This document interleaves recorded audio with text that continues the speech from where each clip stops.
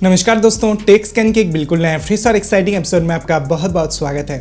दोस्तों, इस वीडियो के अंदर मैं telecom regulatory authority of India यानी ट्राई के बारे में बताऊंगा, क्योंकि ट्राई की तरफ से भारत के अंदर मेजर जो दो टेलीकॉम कंपनी है, जियो और एयरटेल, ये दोनों कंपनी को लगाया गया है एक बहुत ही बड़ा फटकारा, क्योंकि ये दोनों कंपनी की तरफ से कुछ मिसलीडिंग इन्फॉर्मेशंस मेनली पब्लिक के लिए शेयर किया जा रहा है।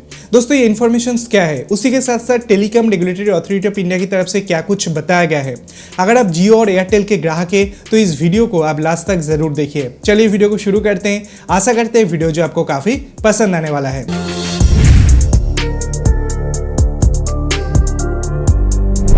दोस्तों, भारत के अंदर जियो और एयरटेल, ये दो कंपनी की अगर मैं बात करता हूं तो आपको पता है दोनों कंपनी भारत के अंदर अपने 5G सर्विसेज को चालू किया है। और 5G के अंदर एक बहुत ही इंपॉर्टेंट चीज़ है जो है एयर फाइबर कनेक्शंस, जिसका मार्केटिंग दोनों कंपनी की तरफ से किया जा रहा है 5G FWA यानी फिक्स्ड वायरलेस एक्सेस सर्विस।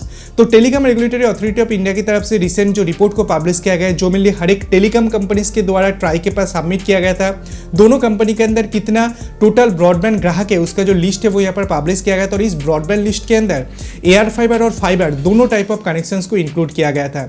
लेकिन telecom regulatory authority of India की तरफ से 27 मई को हर एक टेलीकॉम कंपनी को, मतलब जियो और एयरटेल कंपनी को, ये नोटिस देकर बताया हुआ है कि आपको जो वायर्ड ब्रॉडबैंड कनेक्शंस है, जो मेनली जियो फाइबर और एयरटेल के एक्सट्रीम फाइबर है, उसी के साथ जो वायरलेस कनेक्शंस है जो जिसके अंदर एयर फाइबर सेगमेंट आते हैं, ये दोनों चीज को एक नहीं किया जा सकता, क्योंकि दोनों का टेक्नोलॉजी, दोनों के अंदर जो टैक्सेस यहाँ पर आते हैं, दोनों के अंदर जो स्पेक्ट्रम यहाँ पर यूज होते हैं वो बिल्कुल अलग अलग है। क्योंकि देखिए, जो वायर्ड कनेक्शन है उसके अंदर कोई स्पेक्ट्रम का झंझट नहीं है, उसके अंदर जो टेक्नोलॉजी है वो बिल्कुल अलग टेक्नोलॉजी यूज होता है, ऑप्टिकल फाइबर की मदद से आपको कनेक्शंस प्रोवाइड किया जाता है। लेकिन एयर फाइबर के अंदर बिल्कुल 5G टेक्नोलॉजी को यूज किया जा रहा है, यानी जो एयर फाइबर कनेक्शंस है वो 5G वायरलेस सेगमेंट के अंदर आते हैं। और वायर्ड सेगमेंट और वायरलेस सेगमेंट दोनों सेगमेंट बिल्कुल डिफरेंट है और ये दोनों सेगमेंट को सिमिलर नहीं किया जा सकता।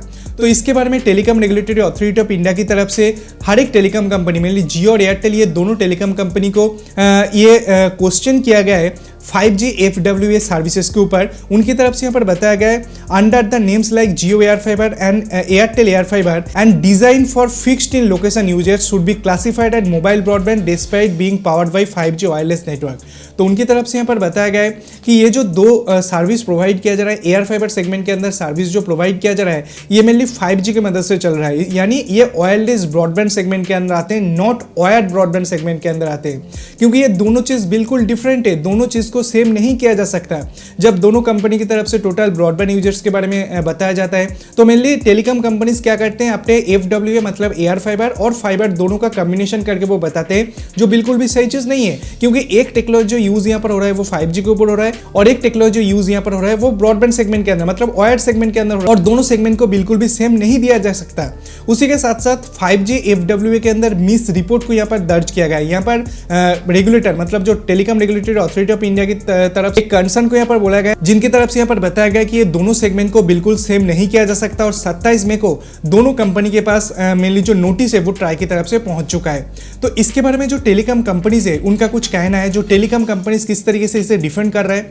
देखिए, जो एयर फाइबर सेगमेंट है, air fibre segment wireless 5G technology के ऊपर काम कर रहा है, ठीक है, लेकिन ये भी एक फिक्स्ड ब्रॉडबैंड कनेक्शन ही है। जो टेलीकॉम कंपनी से उनकी तरफ से बताया जा रहा है कि आप अगर एयर फाइबर कनेक्शंस भी लेते हैं तो वो एक फिक्स जगह के अंदर लगा हुआ होते हैं।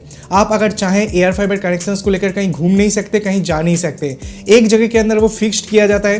तो जो ब्रॉडबैंड का कनेक्टिविटी है, जहां पर हाई स्पीड नेटवर्क आपको प्रोवाइड किया जा रहा है, उसके अंदर जो ब्रॉडबैंड का पर्टिकुलर डेफिनेशन है वो डेफिनेशन को वो यहाँ पर फुलफिल कर रहा है।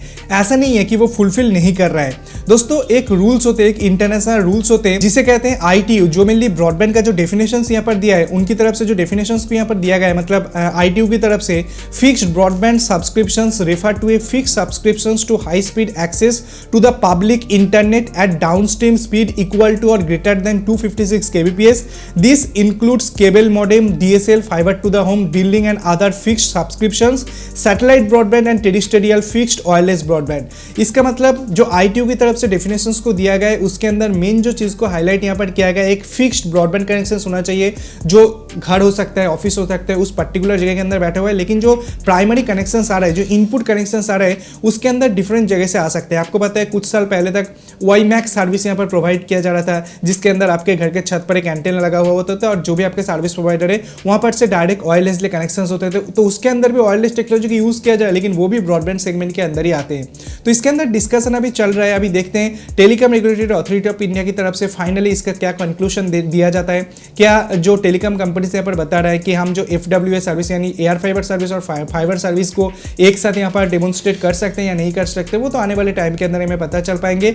लेकिन ये एक नोटिस ट्राई की तरफ से जारी किया गया है। मेरी दोनों टेलीकॉम कंपनीज को मैंने पूरा डिटेल्स आपको यहाँ पर समझा दिया और जो चीज़ यहाँ पर हुआ है आशा करते हैं कि आपको मैं समझा पाया हूँ कि प्रॉब्लम टेलीकॉम कंपनीज की तरफ से क्या कुछ चीज़ किया जा रहा है। तो दोस्तों ये सारा अपडेट्स हमारे पास निकल कर रहा था, छोटा सा वीडियो बनाकर आपको बता दिया। अगर वीडियो पसंद आया, कुछ नई जानकारी मिला तो वीडियो को लाइक कीजिए, वीडियो को अपने दोस्तों के साथ शेयर कीजिए, चैनल को सब्सक्राइब करके पास में आइकन को दबाना बिल्कुल भी मत भूलिए ऐसे इंटरेस्टिंग वीडियो डेली बेसिस देखने के लिए। Thanks for watching, bye, take care. आपसे उठ समझ तो कैसे कोई नया वीडियो के साथ, तब तक के लिए दोस्तों अपना ख्याल रखिएगा।